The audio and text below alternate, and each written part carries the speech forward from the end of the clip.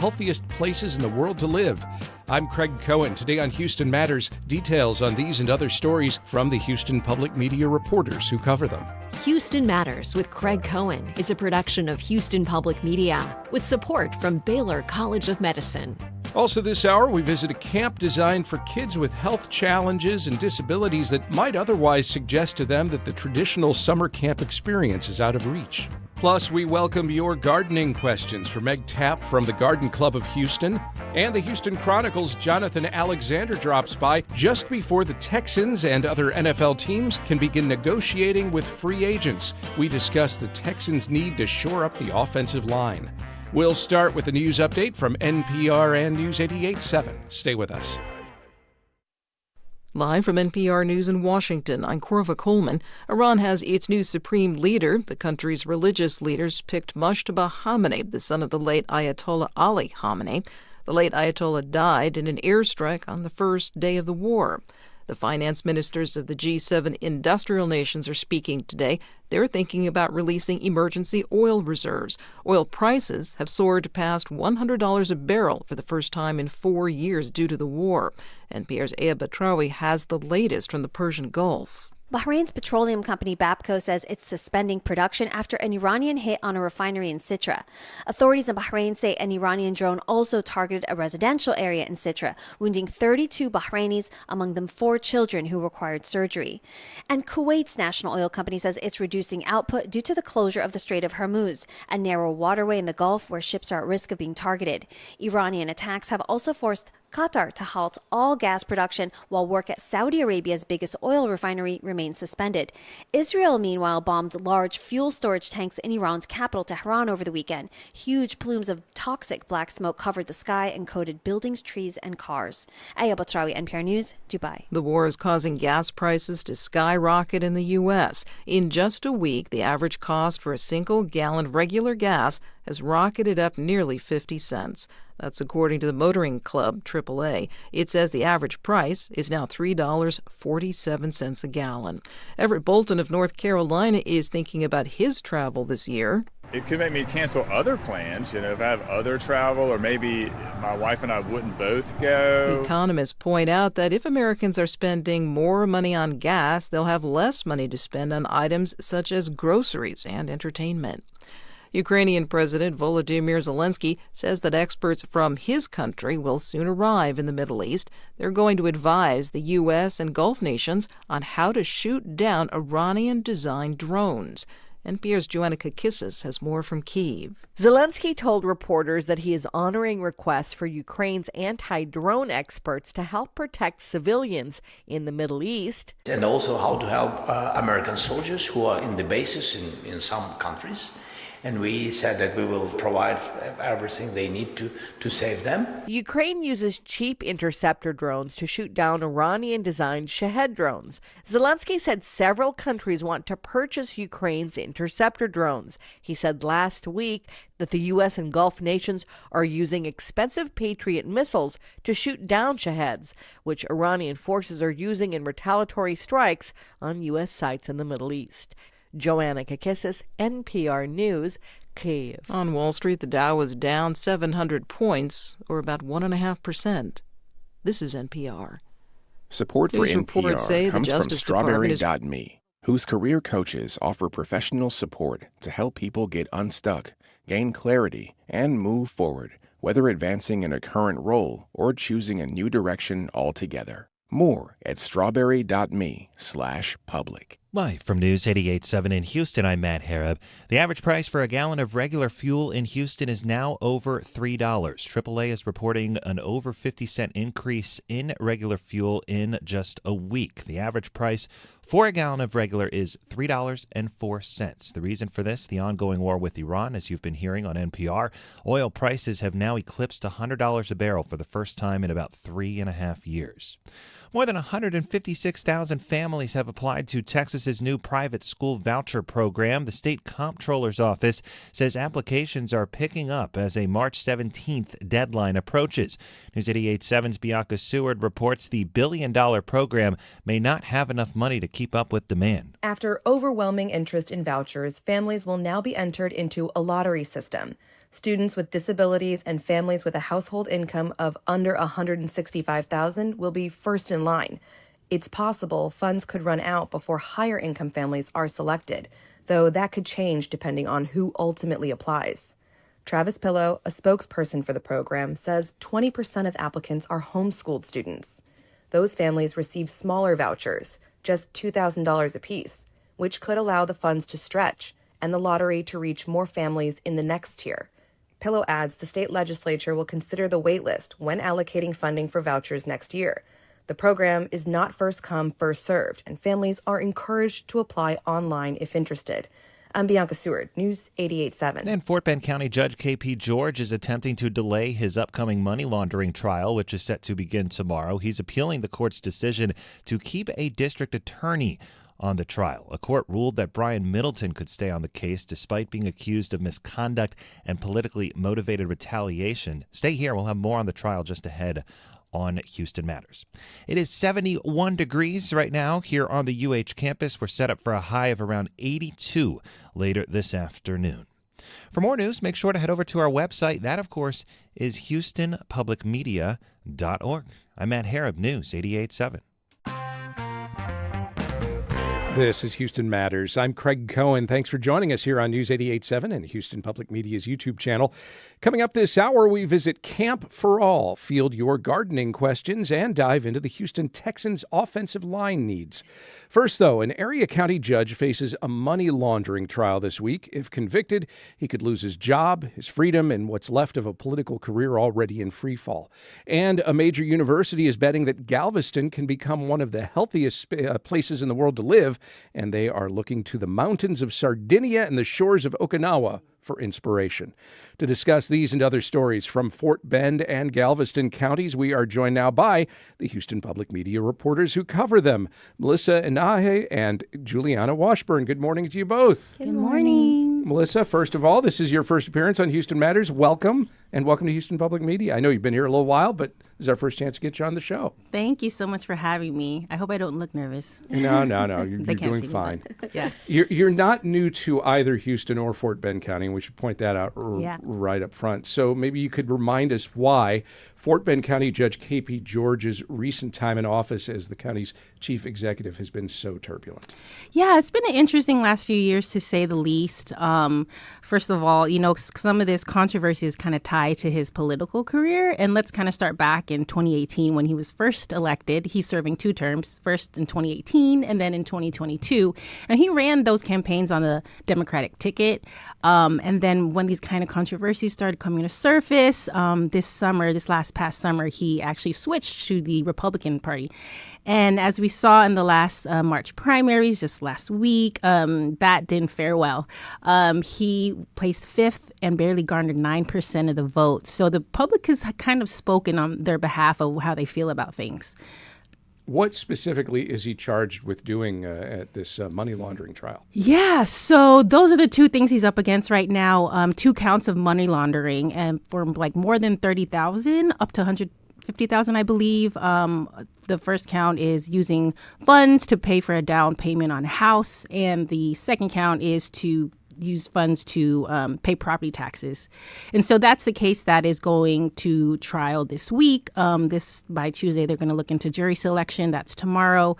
And that doesn't even come into play another count of misdemeanor charges for KP George, and that involves the misrepresentation of identity. Allegedly, prosecutors allege, him and a staffer posed these racist attacks against his reelection campaign. And so that trial is actually set for May. But so far, we're looking at his money laundering trial this week. You are also tracking a story that hits close to home for a lot of Fort Bend families, the potential closure of 7 elementary schools. Which schools are we talking about here? Yeah, so that one's tough. I see kind of a ripple effect there when it comes to just what's happening locally in Fort Bend ISD, the 6th largest district in the state of Texas.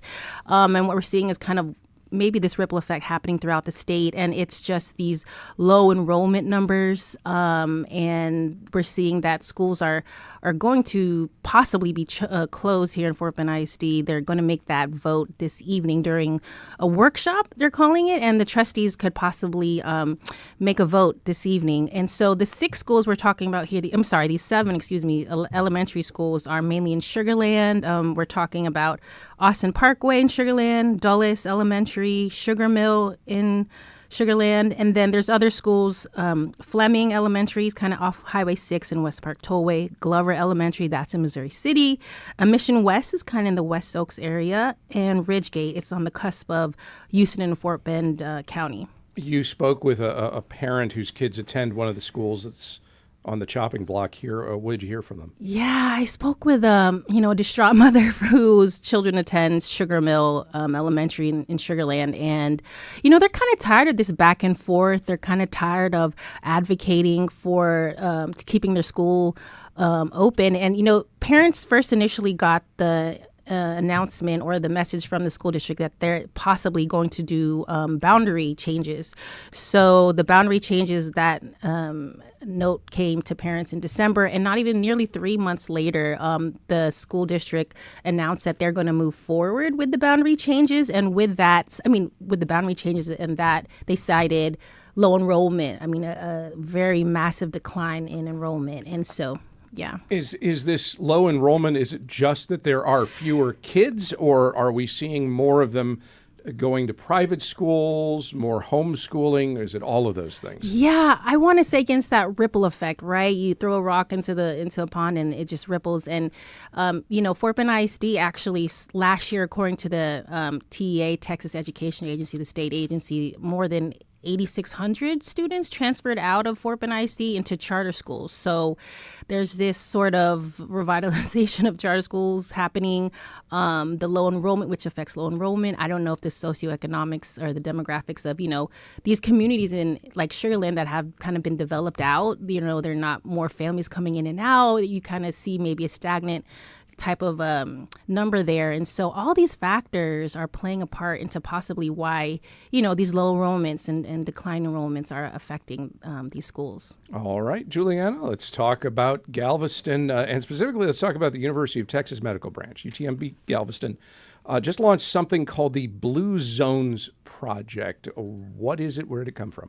So Blue Zones Project is based on research done over many years, studying regions of the world where people live much longer lives, live much healthier lives, and have lower rates of chronic disease. So basically, researchers went around the world finding these hotspots. There are 5 around the world that they found that became blue zones. And so what is, UTMB saw that and they were like, I think we want this in Galveston. I think we want to kind of emulate that in Galveston. So if they do try to turn Galveston into a blue zone, what would it look like? What changes would take place on the ground? So this is going to take about 5 years to implement. Right now, it's going to be a 9-month time span of them trying to hire people to run the program and try to implement changes. We're going to probably see things like healthier restaurants, more walkability with biking, and also bike lanes, walking, and then more tobacco-free places. So what they're really trying to do is create more of an opportunity for health, but also they want to lower chronic disease too. So hence partnering with the medical school there, that helps them a lot. But they're hoping to see some of those tangible changes after 5 years, things that emulate those other hotspot areas. And they're really going to be trying to speed it along after 5 years, hoping to see those changes. All right. Another story out of Galveston involving a pretty important theme park. Yes. Six Flags is selling Schlitterbahn. Yes. to whom, for what's going to happen? Right. So when you first see it, you're thinking, oh no, Schlitterbahn and Galveston, that's a big thing for a lot of people, especially over the summer. But I spoke with the company who Six Flags is selling it to. They're selling it as a financial decision and to be able to focus on more of their other parks. But it's being sold to EPR Properties. And after speaking with them, it sounds like they want to keep it a water park. It'll probably still even be named Schlitterbahn. But there will be some changes in terms of they'll be able to focus more on staffing, on creating a different type of customer experience, maybe focusing on the food more. So no worries, it'll still be a water park, but there will be some small tangible changes over the years. Finally, just 3 months now to go before the FIFA World Cup gets underway. Houston is hosting 7 matches, starting with a match on June 14th. Galvestonians are creating related artwork. What can you share with us about that? So with Galveston partnering with FIFA World Cup, they were given 5 big soccer balls. I was expecting like a regular size soccer ball, but no, they're huge. And artists from around the island or other local artists related to Galveston are painting them, and they're painting them to symbolize the island and different aspects of it. So those soccer balls will be placed around the island, but I got to see one up close and actually got to see the artist painting it. And his name is Ted Ellis. He lived in Friendswood for a very long time, but he's a very big Juneteenth advocate, and he decided to paint the soccer ball a Juneteenth theme, and he chose different aspects of that signify Juneteenth and painted all around the soccer ball. So that will be bopping around the island. We aren't sure where yet, but it's going to be soon. He just finished, so it's a very colorful piece of art. It has a lot of symbolism to it, a lot of different parts of Galveston on it. The timing makes sense, too. World Yes. Cup match is going on during Juneteenth. So, Exactly. Julianna Washburn covers Galveston County. Melissa Enaje covers Fort Bend County, both of them for Houston Public Media. Thank you both very much. Thank you for having us. Up next, we visit a camp for kids with certain health challenges and disabilities that might otherwise make the traditional summer camp experience seem out of reach. We head to Camp for All as Houston Matters continues on News 88.7 and YouTube. You count on Houston Public Media. That's why you're here right now. Take the next step and become a new member today. Every gift makes a difference. And with a gift of $5 a month or more, you'll receive PBS Passport, a member benefit that lets you stream more of the shows you love anytime. It only takes a minute to make a big difference. Join as a new member today at houstonpublicmedia.org/donate or call 800-364-8300. 3 o'clock. Houston Public Media, in partnership with Texas Southern University, brings to you The Vibe. R&B, hip-hop, and neo-soul. Music that resonates with all ages. The Vibe on 88.7 HD3 and on the Houston Public Media app. Support for Houston Public Media comes from listeners like you and from Baylor College of Medicine. Baylor's work centers on advancing health and medicine through research, education, and patient care. This is Houston Matters. I'm Craig Cohen. Many Houston area students are on spring break this week. As such, Camp for All, a Houston area summer camp, is offering a chance for young people and adults to experience firsthand what makes the camp unique by visiting for a day or even staying there overnight, as it opens its second Camp for Y'all week today through Saturday. The facility in Burton, Texas, near Brenham, is designed to be inclusive for campers with certain health challenges or disabilities that might make the traditional summer camp experience seem out of reach. In 2024, we sent Houston Matters producer Michael Haggerty to check it out. Under a covered pavilion on a mild, sunny afternoon, a handful of kids are about to go horseback riding. Welcome to the ranch at Camp for All. How y'all been having a good time today? Yeah? Okay. How many has rode horses before? Cool. All right, so when you ride a horse, what do you think you put on your head? Gold star for today. Good. So if y'all all want to ride, please walk up here very slowly and get in the line. We'll get a helmet on you, okay? The kids take turns ascending a platform that's elevated to about the same height as the back of a horse. And there, someone helps them into the saddle. Can you pick your hands up for me? Hold on right there. Okay, you ready? I'm ready. Awesome. Hand here. Swing that leg all the way over. There it goes. And then each kid gets to take a couple laps around the pavilion as the horse is being led by a ranch hand. Horseback riding is just one of dozens of activities at Camp for All. It's a camp in Burton, Texas, near Brenham, that's designed to make all the usual camp activities, swimming, zip lines, rope courses, horseback riding, archery, all accessible to young people who, for one reason or another, face some sort of limitation. The kids today are among some 40 students visiting from the Monarch School. That's a Houston school for children with intellectual and developmental disabilities. Karina Hegenis is a therapeutic coach there, and she tells me it's important for her students to have the same opportunities as neurotypical kids. That they can go to camp and feel accepted and get to do all those things that, another camp might be able to provide for them. So what kinds of ways is this camp been different or helpful for your kids, whereas maybe a typical camp might not be? Well, I think they're really helping instill confidence. They're helping them try new things, and they're challenging them to challenge themselves to, face their fears. Some of them have different sensory needs, so, it's more individualized for them. It's not going to be quite as overwhelming, and they can really individualize it so these kids can kind of tackle new fears and try new things that they might not get to try somewhere else. To get a sense of just how Camp for All is different than some other summer camps, I met up with Director Alan McBride, who takes me inside one of the many cabins where campers stay on the sprawling 206-acre property. So this is kind of the barrier-free cabin. So whenever we're walking into the cabin, it's got wider doors, so a wheelchair can get through it. So we've got 15 beds in each cabin. Each bed, it's not your standard, like you go to a summer camp and it's got the foam mattresses. We have real Sealy mattresses, which are really nice for our campers. The beds are also all custom handmade beds, and so the beds are lower, so that makes it easier for transferring out of their wheelchairs and into the bed. And also there are not a lot of bunk beds because it's hard to transfer with a bunk bed there.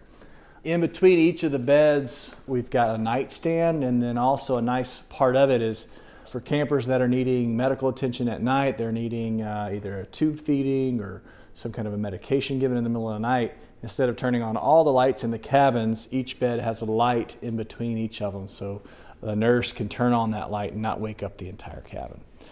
So we've got its own little closet now that is for storage, and it's also a changing room. So again, if we have campers that are needing to be changed, they're not changing out in the open area of the cabin. They have a private space. So we've got that independence and privacy for that. And then as we go into the back of the common area, we've got our bathrooms and showers. Again, there are no bathtubs. It's all accessible showers. So there's not that one stall that's the accessible stall or the one shower that's the accessible shower. Shower chairs as well, so that campers can transfer out of it, get in there and get the support, and also the removable shower heads too, which is really nice. From there, we pass some ponds for fishing and canoeing and go indoors to an activity center where a zip line begins indoors and ends outside. Inside the building, there's a gym, recording studio, and a stage. We then go backstage to a room that's lined on both sides, floor to ceiling, with costumes and accessories, where kids can dress up for tea parties, superhero parties, and talent shows. Costume closet. My kids love the costume closet.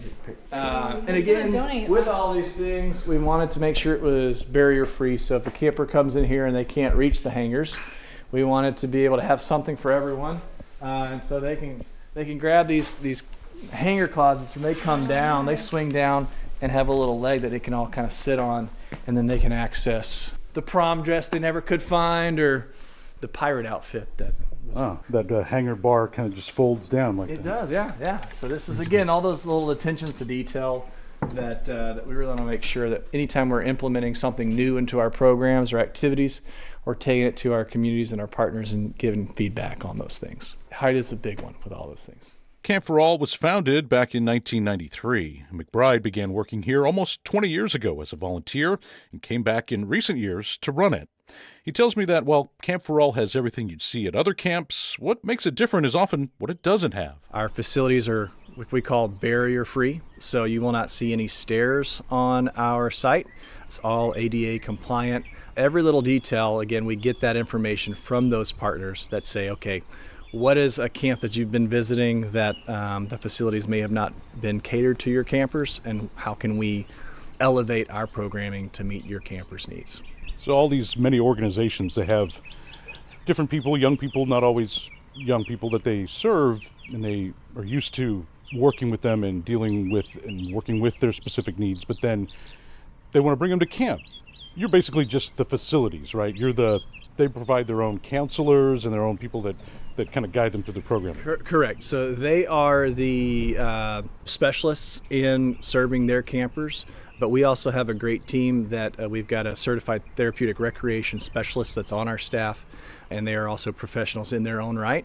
And so we work really closely with those partners to adapt those activities. So I say we're kind of the fun aunts and uncles. We get them all jacked up on cotton candy and snow cones and have a lot of fun with them, and then send them back with their counselors and staff, at the end of the day, and they get to have a lot of fun. So there's just so many different organizations and needs that you work with that come here. So, I mean, kind of give me a rundown. I know you're not going to be able to do them all, but just kind of give me some examples of the needs that people have when they come here, the different organizations you work with. Yeah, so it's challenging illnesses and disabilities or special needs. So we're a year-round camp, and so mostly during the fall, spring, it's a Wednesday through Sunday, and then during the summer, campers arrive on Sunday and leave on Friday. So, for example, our first week in the summer will be kids with spina bifida. The second week would be kids coming from McLean Children's Hospital, so kids with blood disorders or cancer and their siblings. We've got a few different pediatric oncology camps that come out throughout the summer. The next week we partner with Easter Seals of Greater Houston, and so they'll bring us cerebral palsy, kids with cerebral palsy. And then we've got Muscular Dystrophy Association comes out, the Epilepsy Foundation, so kids with seizures disorders, they come out. And where the real power of camp comes in is oftentimes it may be that a kid has epilepsy, but they've never seen another kid with epilepsy or have a seizure. So they feel pretty alone with their diagnosis and medical diagnosis. And that's where this kind of model for camp works really well for the campers, because they get to meet another kid that has epilepsy, or they get to meet their counselor that also has epilepsy, and they have a professional job and they're functioning in the world, and it gives them that opportunity to not feel alone and not feel that they are bound to their diagnosis, but it's just part of who they are. And that's really where the magic is. As McBride is showing me around the facilities, we run into Tammy Rollerson and her daughter Tacey. They're arriving to work with the Periwinkle Family Camp. It's an overnight weekend camp for pediatric cancer patients and their families. Tammy's been volunteering for 13 years, and Tacey herself came to Camp for All as a camper and is now a counselor. Well, the family camp is unique because we are able to have families out here that have children with cancer. And a lot of times it's the only time those families have away from the hospital and doctors and all the treatments. And they get to do all the things that the kids do during regular camp in the summer and really get a feel for it, because a lot of them don't really want to let their kids go. When it comes to having kids with chronic illness and things like that, it's a little tough. How do you help them feel comfortable and safe doing that? Well, Tacey is totally blind, and she started coming to Camp for All with Periwinkle when she was 12. I was 11, sorry. Get it right. Yeah, no. And she very quickly said at the end of camp, "Mom, they did not tell me I couldn't do anything just because I was blind. I could do everything everybody else did." And that makes a huge difference. We try to use all the different equipment out here. So we actually demonstrate for the parents the lifts, to hoist their kids up for the zip line and other things. So even if we don't have a child with us for the weekend in a wheelchair, we still show them so that they see that Camp for All is equipped truly for all. So Tacey, you started coming here at age 11. How old are you now? I'm 24 now. What was that first experience like coming to camp? It was crazy because everything is accessible for any sort of disability, and that was just incredible to see. What made you decide, okay, years later, I want to become a counselor. I want to do this from another perspective? It was the sense of camaraderie and truly a family. Do you have any specific memories of working with a kid here as a counselor, of moments where you felt like, okay, I really connected, or maybe even hopefully made a difference with that kid? One camper that immediately comes to my mind is a young girl who was losing her sight. And she and I really connected because she was the same age that I was when I lost my vision. And I feel like I was able to help her through the transition a little bit and help her family too and give them support. But it's not just campers and their families who've benefited from the experience of Camp for All. Mike Ham, who's the ranch supervisor we heard giving instructions earlier to the horseback riders, he says working here has changed him. And they would have to drag me away to get me out of here because it's basically changed me. Made me a person that I never knew I was.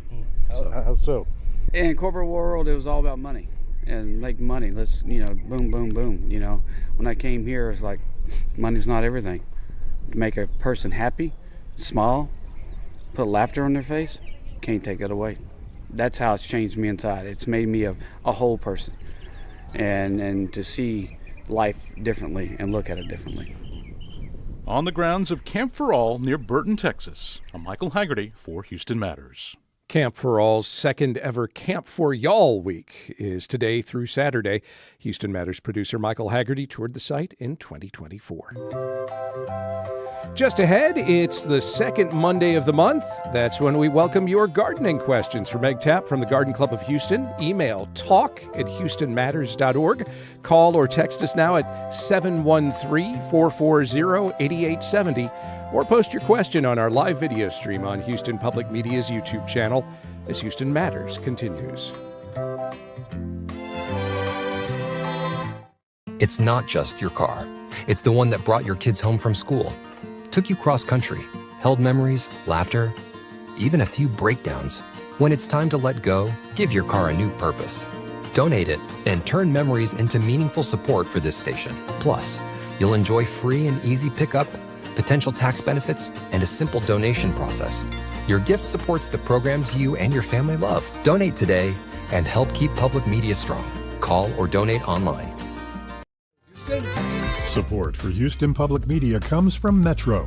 Introducing the Ride Metro Fare Card. The Ride Metro Fare system replaces the Metro Q Fare Card for bus and rail fares. Details at ridemetro.org/fare system. Support comes from Doran Mayhew, a CPA and advisory firm with tax, accounting, audit, payroll, consulting, and more, serving all sectors, including construction, manufacturing, wholesale and distribution, and international. More at doeren.com. This is Houston Matters. I'm Craig Cohen. On the second Monday of every month, we set aside time on this program to field your questions about whatever is or is not growing in your yard for Meg Tapp from the Garden Club of Houston. You can call or text now to 713-440-8870. Email talk@houstonmatters.org or post your question in the chat on our video stream on Houston Public Media's YouTube channel. Meg Tapp, welcome. Thank you, sir. We are entering what you like to call green season. What's happening out there? Green season is when the whole town turns green, and not St. Patrick's green, but I guess that's part of it. It is when all the pollen falls, and you have to wash your car every other day, and your glass, if you have a glass table outside, is completely green, and it bothers people's allergies. So that would be for another guest on how that works as far as the allergy part. Right, but that's the downside. But yes. The upside. The upside is spring is here. It's here. It's exciting. And nature is actually very interesting because we had this huge kind of, not violent, but kind of rain, wind situation roll through here. Mm-hmm. That helps to shake it all out. Like, listen to me, I have the allergies. Yeah. But it helps to shake it all out of the trees and get it started because it wants to shake off the winter blues and get going. So the main thing is what's covering your car and what's covering your furniture outside is covering your plants too. So if you have plants outside, it doesn't hurt just to spray them off every now and again just to help them breathe because they are covered in it. And they know they're going to be covered in it because they live outside and they get it. But if you're trying to grow some things in pots that aren't just living outside all the time. It's kind of nice if you could either just wipe them down or just give them a little gentle squirt. It's also spring break for a lot of Houston area families. This can be, for those who wanted, a week of togetherness and family activities that might mean doing some gardening together. What do you recommend as a family gardening activity? So when you're turned away from your flight because you missed it because you were in TSA for 5 hours, then you go home and you garden. Okay. So no, but it's actually, you can do it on any level of experience and any level of dedication. I was actually reading a book and it was talking about, this is the kind of book I read, but it was talking about how people will downsize their house, or they'll, like get older and put in a grab bar or something in the shower. But you don't think of doing that with your garden. You don't think of matching your garden to the level wherever you are. So you might think, oh, I need this huge thing. I have this vision of what I want it to look like, but then I have 5 and 7 year olds helping me. So that's not going to work. You do it to the level that you have available, and then when you're full on, you've got time, you've got teenagers who are interested, then that's a whole different level of participation. And then if you're older, and you just make it more manageable for what you can do and what's comfortable for you and what brings you joy, because it should be really fun to be out there. If it's a big pain, then it's actually not worth it. So you want to have something that everybody enjoys. And one easy-ish way to do it is if you just, I always talk about doing natives and perennials that you don't have to swap out every year, because that is relatively easy to do. But if you want some color, which a lot of people do and it makes sense, or you have a favorite plant that you saw at the garden store, is just put that in a pot. You want to put the things that are most labor intensive closest to the house, because that's the ones you can go out and work on quickly, and they bring you joy, because whatever reason you wanted to buy it at the plant store and you saw it. So if you wanted a geranium, so just put it in a pot, and then you will water it every day, because it's right.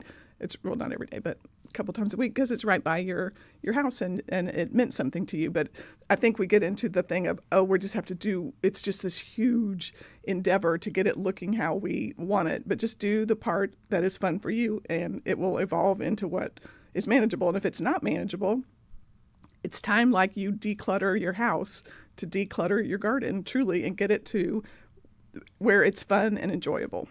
And if you do have small children, and I'm speaking only as a former small child here, I don't know if dropping the child down and saying, here, weed this, is necessarily the best approach. It wouldn't be the weeding, because that's zero fun. It would be the growing. So you would say, like a cherry tomato is such a fun thing for kids to grow, because it's very prolific. A regular tomato, has a big tomato, and that's not quite as fun for little kids, because they get to have their tomato plant and they grow very quickly. And they definitely, I've never seen a tomato that actually did not produce a tomato, because tomatoes are self-fertilizing, so you don't need more than one. You don't need a bee. You don't need anything. Tomatoes are fertilized from their own flower by the wind. So the wind just shakes the pollen within its own flower, and that's how it fertilizes. So it 100% will produce a tomato. But that's very fun for kids, because and most kids do like to eat a little tomato, and because they can pick it and go inside, and depending how old they are, you'd have to cut it in half and all that. But that is a very happy one. Carrots are another one that kids like. It's not time. Carrots are more of a fall thing, because you think of that like, Thanksgiving. But tomatoes, lettuce, that's super easy. And kids, would put a piece of lettuce on a sandwich. That would be kind of interesting to see how that actually happened. But tomatoes is the best one to start with. This is Houston Matters. I'm Craig Cohen. On the second Monday of each month, we field your gardening questions for Meg Tapp from the Garden Club of Houston. You can call or text 713-440-8870. Email us at talk@houstonmatters.org. You can post your question on our video stream on Houston Public Media's YouTube channel. Let's go to Danilo in Katy. What's your question for Meg Tapp? Hello, good morning. So my question is regarding planting citrus trees. I recently got a wonderful orange gifted, and it was very nice and sweet. And so I saved the seeds, and I was wondering if it can actually be planted from the seeds and, if it is possible, how long before I can get actual fruits, and on an avocado as well. That's what I got also. Okay, so the citrus, no. The answer is no, because I think this is interesting. How a citrus is made, look, a orange that you eat is not an orange that ever started out the way you eat it. So what they have done is whoever they is have decided like they're going to graft and pick the best attributes of a certain kind of citrus and then the best attributes of another kind of citrus, and they basically married them together. They turned it into what you are eating. So one of the attributes that they really want is like super, I call it stocky, but like a really tenacious plant that will not die easily, but that makes gross fruit. Like you would never eat it. It's bitter, it's huge thorns, horrible. So that's the stock that they want. They want that to be the foundation. So then they go take something lovely and marry it to that with a great flavor, but the one with the great flavor doesn't have a chance to live as long and be as prolific because it's not as stocky and fierce. So you get the best of the fierce stockiness and the loveliness of the dainty fruit flavor. Marry those together, and then that is what you grow. So that seed you would never know which of those you're going to get in the seed. You would either get the gross or the lovely, but you would not get the product that you're eating because it wasn't, quote, real to begin with. But you end up growing something. It's just not what you would want. You just can't have the seed. Yes, yeah, exactly. Right. Yes, so you could grow a plant from that seed, theoretically. It's just not going to be where it came from. You're not going to replicate what you just ate. He also mentioned avocado. I don't know about that. An avocado is just quote unquote just an avocado, but that's impressive if you got an avocado from an avocado tree. So if that's what you're saying, that is pretty cool. But if you just bought an avocado, yes, you can definitely do it. I don't know if everybody did that when they were kids. You take the avocado pit and then you put 3 toothpicks in it and you put it on top of a glass. Craig is looking at me like, no, I did not do that. I did not do this, okay. No. But so then you suspend it in some water and then you watch it grow roots and then you eventually plant it. That's actually a decent childhood activity to do. That would be good for spring break Absolutely. this week, yeah. The problem is it's hard to get them to grow, and they grow. It's not hard to get them to grow. It's hard to keep them growing. So 100%, it's very easy to get the roots to come out and all that, and then you plant it, but it's just very time consuming. The tree goes to like 60 feet tall and kind of thin. It's almost like a pine tree. It's just going to be, it's not really something we grow here, but super fun to do. The chances of you getting it all the way patient-wise to get an avocado is not great, but if he just did that is, I would certainly take the offspring of something I grew like that and give it a whirl. All right. Well, it might be a worthy experiment at the very least. Yes, sir. As the weather warms, a lot of area gardeners are contemplating pruning. What guidance can you offer about when and how much to prune? So you only prune things if it's a flowering plant. You only prune it after it flowers like azaleas are out right now, look beautiful. They have just spent all fall trying to get to this beautiful state, and so fall and winter, and so now they're beautiful. If you had trimmed them back in February thinking, I'm just going to tidy them up, you just cut off all that was going to bloom. So you wait until they bloom, and then you can trim however you want. Ideally, you would get plants that you really, like flowering shrubs are really one of the best kind of bang for your buck in your garden because you don't have to do much to it. So an azalea, for example, and they do make native ones, which is nice, but you just trim them after they bloom for how you want them to look. But you do kind of need to keep everything in proportion. So you would never trim something more than a third of its height. That would just be too severe. But sometimes you can see just like, actually it's easy now to see it with these azaleas. You'll see these huge azaleas, and it's usually like by some older house. And so they've obviously been there for 50 or 60 years and never been trimmed. So really to keep things compact and kind of lush where you can't see through the bottom of the plant. You do need to maintain it, but it's really just for aesthetics. All right, one more listener question. Listener says, I have potted plants outside. Should I add some kind of fertilizer or compost now in the spring for them? Any recommendations? Okay, it depends what you are trying to do. If they're, I don't know if they're flowering plants or if they're just foliage plants. Every bag or bottle of fertilizer has 3 numbers on it, and they're separated by a dash. And so it'll be like 6, 2, 4. So that is letting you know what the big nutrients are in that formula. The first one is for growth, green. So if it's just a green plant, then yes, that would be the higher number would be the first one. Second number is phosphorus, and that is for flowering or fruiting. So if it's a flowering fruiting, you'd want a high second number. And then the third number is just general. It's almost like a multivitamin for your plant. It's just good health. So it would be difficult to even find fertilizer that didn't have some of that third number. But you want to switch. You want to pay attention to the first and second number. So first is green, second is flowers and kind of root health. So it's top and bottom. And then the third one, don't really worry about that one. But if we did not get to your question or you think of one in the coming days and weeks, of course, you can email it to us anytime at talk@houstonmatters.org, and we will try to address it next time when we talk with Meg Tapp from the Garden Club of Houston. Meg, as always, thank you very much. Thank you, sir. And still to come, NFL teams can negotiate with pending free agents starting in a little over an hour. Texans need offensive line help, so we discuss as Houston Matters continues on News 88.7 and YouTube. Inch by inch, row by row, gonna make this. We know you value Houston Public Media. That's why you're watching right now. So take the next step and become a new member of the station you rely on. Every gift makes a difference. And what matters most right now is supporting the station that brings you the news and information you rely on. It only takes a minute to make a big difference. So join as a new member today at houstonpublicmedia.org/donate or call 800-364-8300.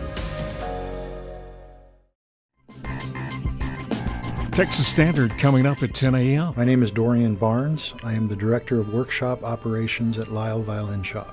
My wife is a local musician who plays with the Houston Grand Opera, and she plays on a violin that I made for her as a wedding present. She plays that every day. It has a special label inside which says, "This violin was made for Hea Lee, my beloved wife-to-be." This is a pretty special violin. I went to one of the cleanest makers I know named Raymond Schreier in Canada and took a week's worth of lessons from him.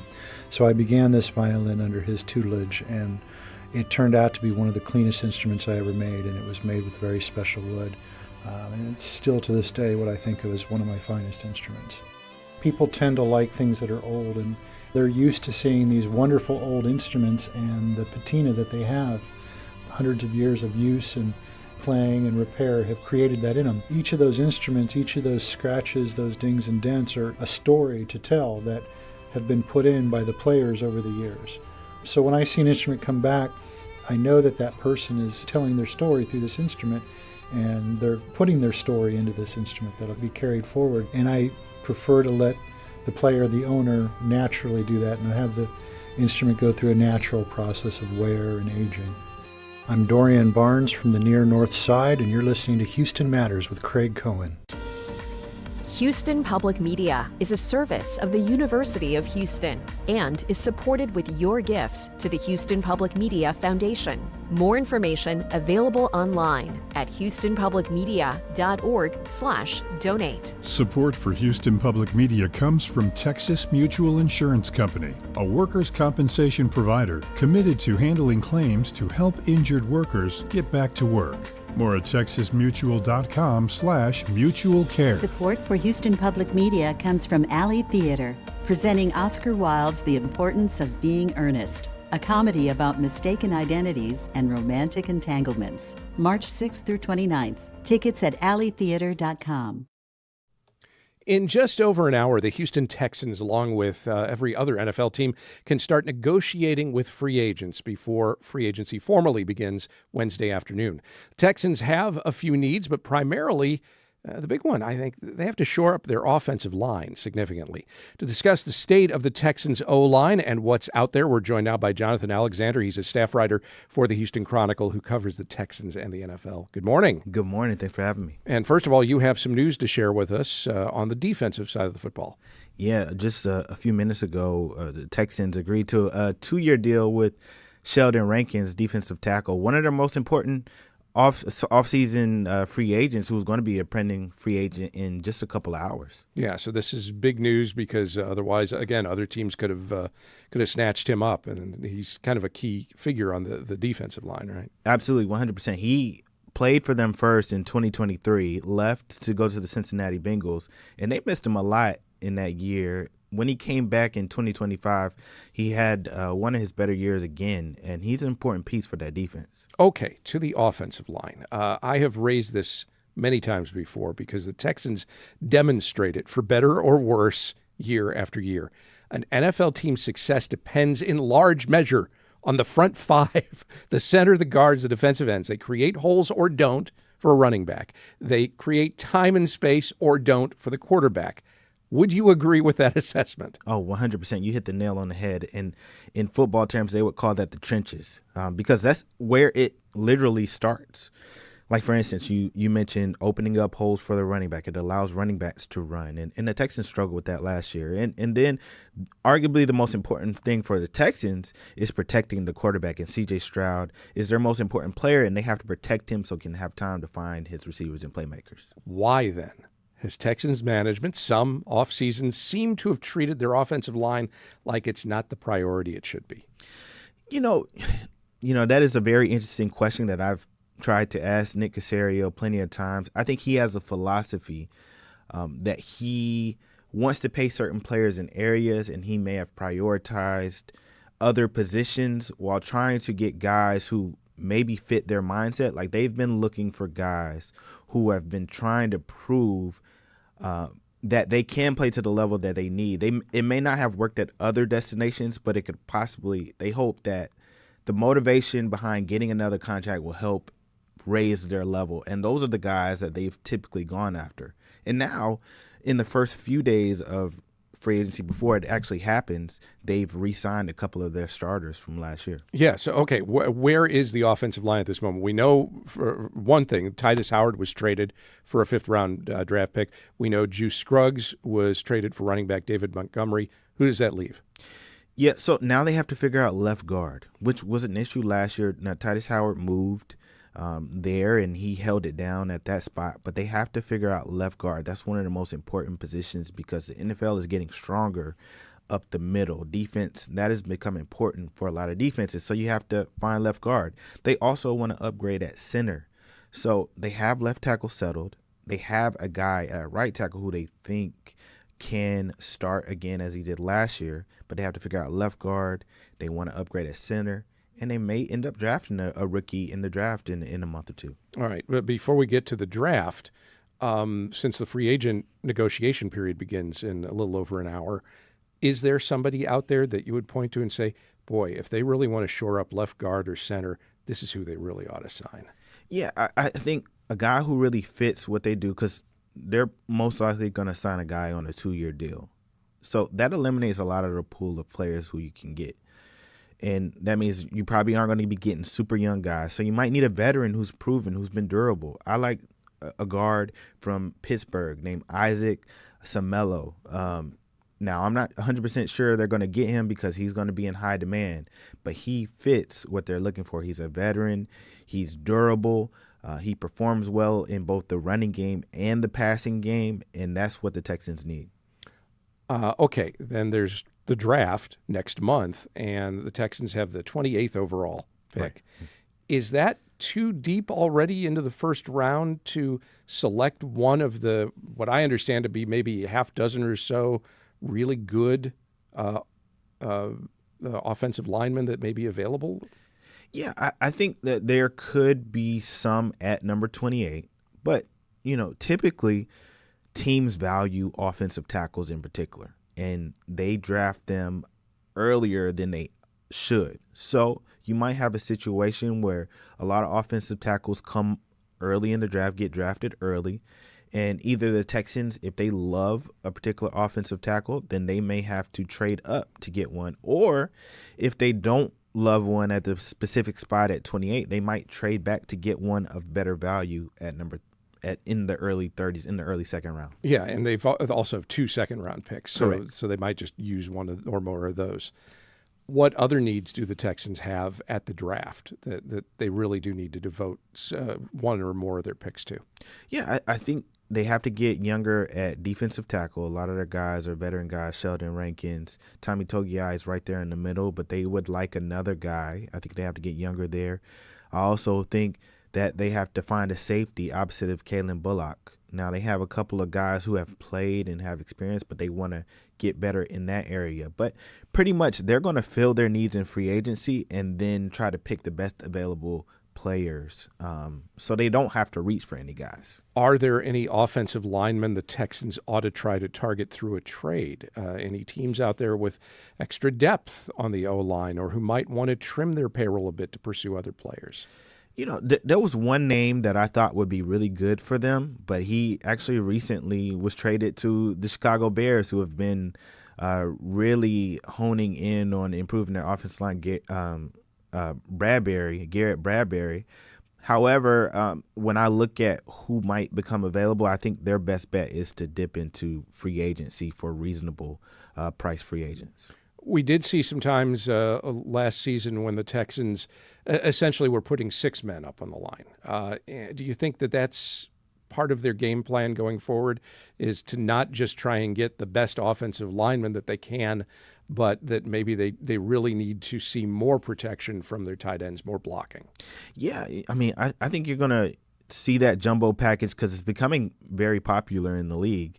Having, especially when you run, it also helps with the pass too, because the expectation is that if you put 6 offensive linemen, you're going to run the football. So it kind of throws defenses off. But, defenses haven't figured out how to stop it yet. So I think that teams will continue using it. However, Nick Caley, the offensive coordinator of the Houston Texans, his expertise is in tight ends. So you'll see him go after a tight end at some point, whether that's in free agency or the draft too, because tight ends are able to do a variety of things. It is important for them to know how to block as well as catch the football too.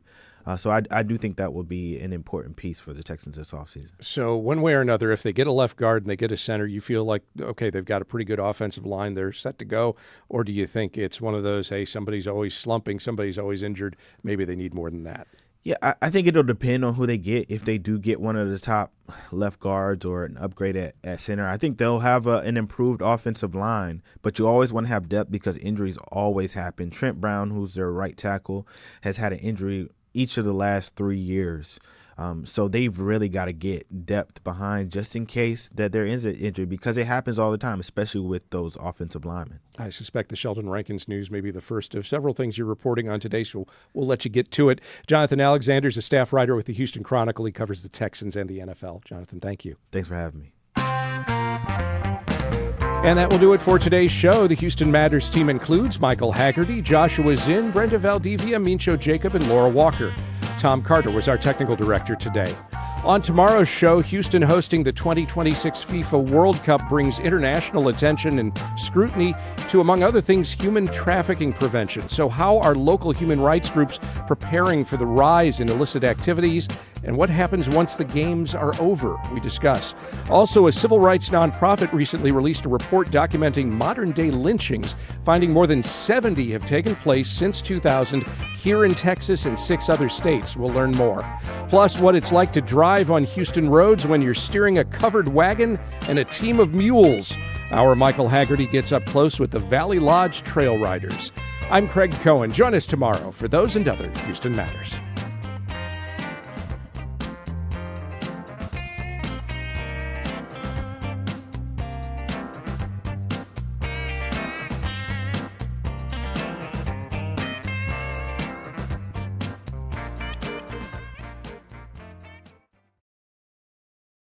Government agencies are on alert for terror and cyber attacks in the United States as the war on Iran continues.